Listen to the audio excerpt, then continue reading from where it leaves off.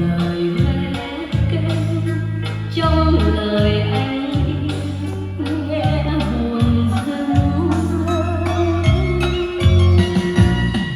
Từ đó sông bên xuống em làm thơ kém đông đưa Này hết đĩa chặt các bác, chặt tặng bằng trước.